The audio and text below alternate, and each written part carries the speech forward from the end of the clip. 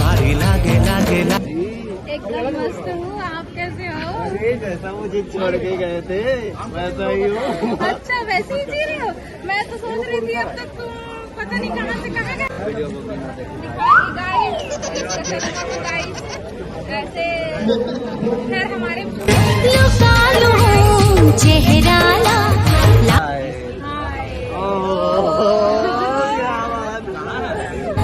लागे झन कखरो नजरिया